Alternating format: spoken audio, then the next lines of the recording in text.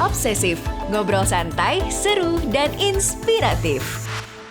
Dan lagi pula untuk orang-orang yang kerja di rumah ya, untuk apa Mm-mm. yang work from home itu, ketika mereka melakukan pekerjaan-pekerjaan, apabila dilihat itu, ya biasanya posisi-posisi mereka tuh posisi-posisi yang strategis, bukan posisi yang ya istilahnya karyawan-karyawan non staff lah kayak gitu, bukan posisi seperti itu, tapi posisi-posisi Mm-mm. yang strategis. Nah untuk posisi-posisi seperti itu, biasanya itu kan tidak dapat upah lembur. Dan apabila Mm-mm. mereka nuntut upah lembur, ya agak aneh juga ya kan kayak gitu loh.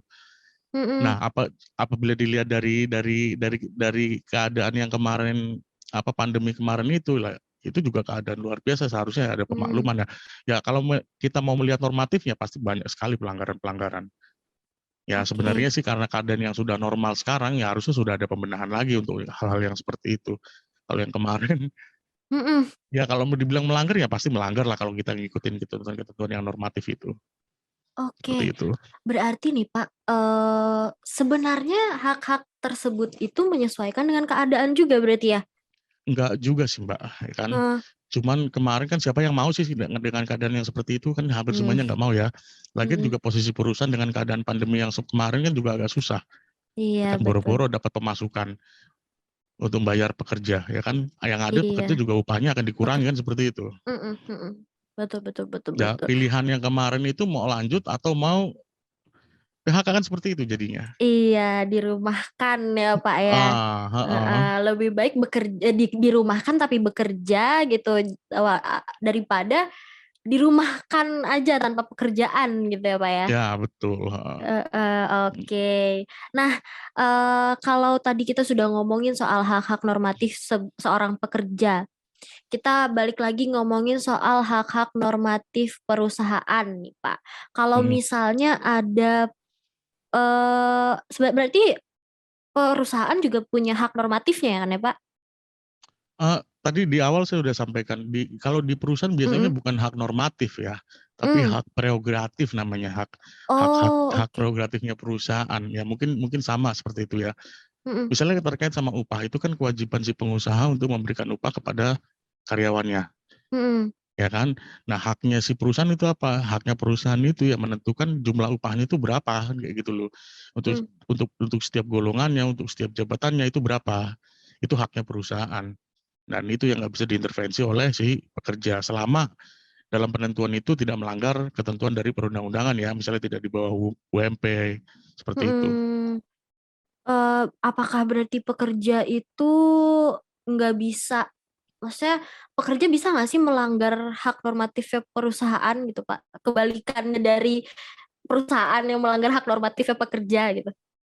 Sekarang hak-hak prerogatifnya perusahaan misalnya dilanggar ya itu biasanya seperti ini. Misalnya Hmm. kayak pemberian surat peringatan. Pemberian surat peringatan itu kan sebenarnya haknya perusahaan, ya kan? Hmm. Tapi Hmm. ketika pekerja nggak sepakat dengan pemberian surat peringatan atau pemberian surat PHK, akhirnya kan berselisih seperti itu. Ya, betul Ujung-ujungnya betul. tetap sama Hmm. seperti itu. Akan terjadi perselisihan kalau misalnya tidak sepakat.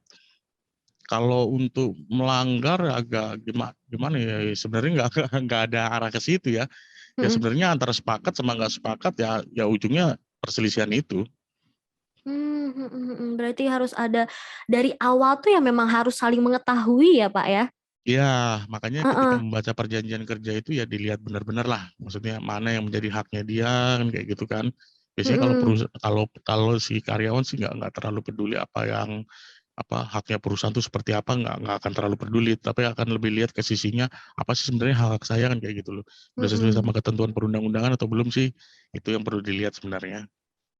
Oke. Nah, berarti tuh dari awal juga kita tuh sebagai nih teman obsesif, dari awal juga kita tuh harus saling mengetahui nih, apa hak-hak pekerja kita sebagai pekerja, apa hak-haknya perusahaan begitu. Nah, Mm-mm. dan pertanyaan terakhir nih, Pak. Mm-mm. Kita tadi udah bahas tentang hak-hak apa aja yang didapatkan pekerja dan sebenarnya juga perusahaan itu punya hak-hak nih. Tapi apakah nih ada hak yang dimiliki oleh pekerja tapi masih luput dari perhatian? Sebenarnya semuanya itu sudah diatur dalam dalam ketentuan perundang-undangan ya. Jadi Mm-mm. kalau misalnya luput, ya luput yang seperti apa saya juga agak-agak bingung nih jadinya nih. Kan maksudnya luput yang seperti apa? Karena semua hak-hak itu sudah diatur dalam peraturan perundang-undangan. Ketika ada pelanggaran maka ada sanksi buat perusahaan seperti itu. Oh, Ya, oke. heeh. Jadi ya Mm-mm. intinya seperti ini, semua yang sudah diatur dalam peraturan perundang-undangan terkait sama hak normatif itu wajib diberikan oleh pengusaha kepada pekerja. Ketika nggak ada aturannya ya tidak ada kewajiban untuk diberikan, itu aja sih. Poinnya di Mm-mm, situ. mm-mm. Berarti perusahaan perusahaan itu misalnya nih Pak, perusahaan misalnya Mm-mm. ada dari yang sudah dituliskan itu, tapi perusahaan tidak memasukkan hak tersebut untuk pekerja, berarti itu termasuk pelanggaran untuk perusahaannya. Ya, sepertinya saya sampaikan tadi. Heeh. Kalau misalnya terjadi pelanggaran seperti itu dan diketahui oleh si pekerja, ya pekerja bisa aja mempermasalahkan hal tersebut ya. Entah itu melalui mekanisme dari Undang-Undang Nomor 2 tentang penyelesaian perselisihan hubungan industrial atau mengadukan ke pengawas hubungan industri, pengawas ketenagakerjaan. Seperti itu. Oke, oke, oke, mungkin aku pengen nanya lagi deh Pak untuk Silakan. tentang pekerja.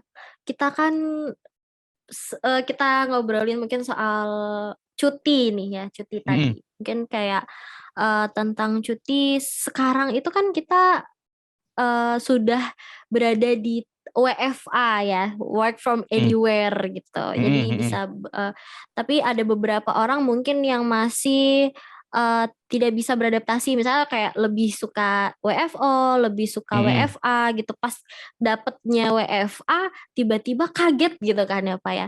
Nah, Mm-mm. misalnya kita tapi kita tuh tetap dapat hak-hak pekerja, tapi misalnya kita itu pengen, apa ya, pengen Mm-mm. pengen mengganti, pengen misalnya dari hak-hak tersebut kita pengen mengganti, eee, cara kerja kita gitu ke perusahaan, itu termasuk termasuk nggak sih Pak ke hak-hak normatif kita sebagai seorang pekerja gitu?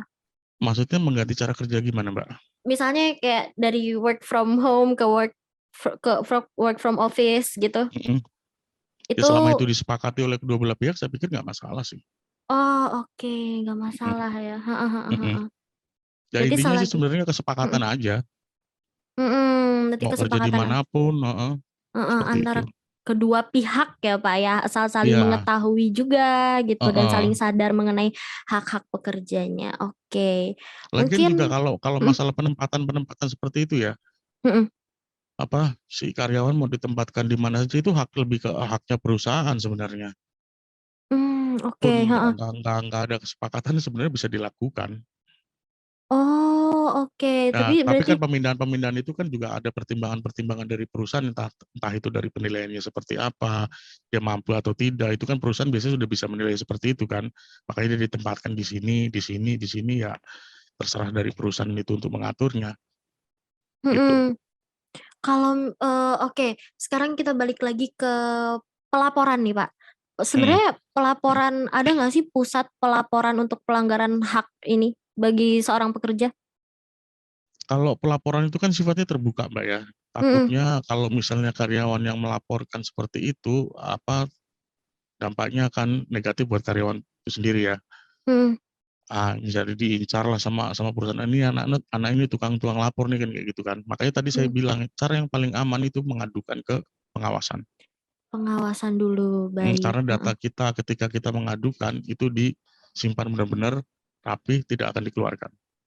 Oh, oke, Nah, nanti kalau heeh, sudah diadukan, si pengawas menerima, langsunglah si pengawas akan ke perusahaan untuk memeriksa dokumen-dokumen terkait dengan hak normatif itu. Ada nggak ditemukan pelanggaran? Kalau misalnya nggak ada ditemukan pelanggaran ya selesai. Kalau misalnya ada ditemukan pelanggaran ya biasanya lanjut lah kan kayak gitu. Dan mhm, lanjutnya itu juga nggak langsung lanjut ke misalnya itu ada unsur pidananya nggak langsung lanjut ke pengadilan ya. Pasti akan mhm, ada nota pemeriksaan dulu untuk dilaksanakan oleh si pengusaha dan itu harus dilaksanakan dalam waktu 30 hari. Biasanya seperti itu. 2 kali nota mhm. pemeriksaan, ketika tetap tidak dilaksanakan, maka akan lanjut baru. Seperti itu. Oke, Mas, saya penasaran deh, kalau misalnya sebenarnya tidak ditemukan pelanggaran, untuk orang yang melaporkan, itu apa yang akan terjadi? Ya nggak diapa-apain, kan datanya tetap tetap Oh tetap di apa tuh namanya, tersimpan rapi oh dan tersimpan. dan nggak akan Mmm, dikeluarkan, nggak akan diekspos lah seperti itu, mhm. Dan gitu. dari perusahaan ketika berarti perusahaan tidak mengetahui dan tidak ada apa-apa, begitu, Pak? Contohnya kayak kasus yang kemarin yang waktu itu kita tangani, ya itu udah beberapa Mhm tahun yang lalu, sampai sekarang pun kami nggak tahu siapa yang melaporkan, mhm, siapa yang mengadukan itu. Kita coba tanya-tanya ke pengawas, ya si pengawas bilang, heeh. "Ini rahasia," dan kita nggak bisa ekspos itu, seperti itu. Oh, oke. Berarti mungkin saja orang tersebut masih kerja di sana ya, Pak, ya? Bisa jadi, heeh. Oke. Wah, baik baik. Oke, ini terakhir nih, Pak Ampuh, Mhm ada nggak sih pesan-pesan buat mungkin aku pengen minta juga pesan-pesan buat teman obsesif yang baru mau masuk dunia mhm. kerja, kayak apa sih, Pak, yang harus, diperhatikan supaya hak-hak mereka sebagai pekerja itu terpenuhi? Nah, yang pertama itu ya dipahami dulu ya, maksudnya ketika kita membaca perjanjian kerja itu harus harus benar-benar paham sebenarnya apa sih yang menjadi hak kita. Ya intinya sebelum sebelum kita masuk untuk wawancara itu, kita harus sudah tahu nih, apa sih yang menjadi hak pekerja. Jadi ketika Mhm kita disodorkan perjanjian kerja, kita sudah paham. Jangan kita sampai nggak paham, ketika disodorkan perjanjian kerja, seolah-olah itu, wah ini udah benar semua, udah main tanda tangan aja, seperti itu loh. Itu mhm aja sih. Hati-hati ketika membaca perjanjian kerja. Sebisa mungkin ya dipahami dulu, kalau misalnya nggak tahu lebih baik bertanya. Ini maksudnya seperti apa, ini maksudnya seperti apa, upah ini seperti apa, tunjangannya seperti itu. Sebenarnya kalau nanya-nanya seperti itu kan juga nggak masalah. mhm. Betul, berarti nih teman obsesif berarti kembali lagi saat mau masuk dunia kerja dan sudah, membaca perjanjian itu, kita harus sadar nih apa saja hak-hak kita dan apa Mhm saja hak-hak dari perusahaan. Terus mhm dari Pak Ampuh juga tadi kalau misalnya kurang mengerti bisa bertanya gitu ya, Pak, ya? mhm, iya. Daripada melakukan pelanggaran begitu. Nggak pelanggaran juga sih, kadang-kadang Mhm, dibohongi juga karena seperti itu. Yang heeh. sebenarnya itu melanggar, tapi kita nggak sadar sebenarnya itu pelanggaran, gitu. Tuh. Oke, baik. Oke, terima kasih banyak ya Pak Ampu sudah Sama-sama, berkenan untuk meluangkan ya waktunya mengisi ya, podcast Obsesif pada hari ini. Semoga kita bisa ketemu di lain waktu dan ngebahas banyak lagi tentang dunia oke kerja dan hukumnya gitu. oke, baik ya. Oke, terima kasih banyak Pak Ampu. Sama-sama, Mbak.